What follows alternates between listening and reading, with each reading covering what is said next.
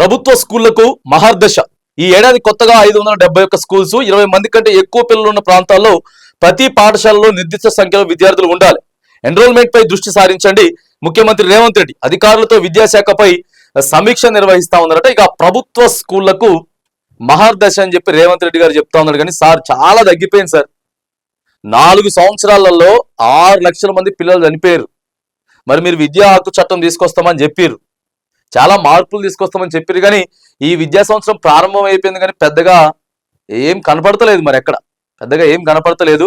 సరే, మళ్ళీ ఒక సమీక్ష అయితే నిర్వహించాడు రేవంత్ రెడ్డి గారు. మరొక సమీక్ష అయితే నిర్వహించి కొత్తగా 571 స్కూల్స్ అయితే మరి మేము తీసుకొస్తా ఉన్నాం, ప్రభుత్వ స్కూల్ అన్నిటికి కూడా మరి మహర్దశ చేస్తామని చెప్పేసి అని అంటా ఉన్నాడు. కాబట్టి జర ప్రభుత్వ పాఠశాలల మీద నమ్మకాలు పెంచాలా, ప్రభుత్వాలు నమ్మకాలు పెంచాలా. ఇంగ్లీష్ మీడియం ఇట్లా చాలా చేసుకుంటూ పోతా ఉన్నారు. కానీ సరిగా కార్పొరేట్ శక్తులు పీడిస్తా ఉన్నాయి, పీల్చుకుంటా ఉన్నాయి, బాగా ఈ అయస్కాంతం లెక్క లాక్కుంటా ఉన్నాయిలే. కానీ ఏదేమైనా కానీ మరి ఇక ప్రభుత్వ స్కూల్ను కూడా బాగు చేసేటటువంటి ప్రయత్నాలు అయితే చేస్తా ఉన్నామని చెప్పి నిన్న సమీక్ష నిర్వహించిండు ముఖ్యమంత్రి గారు.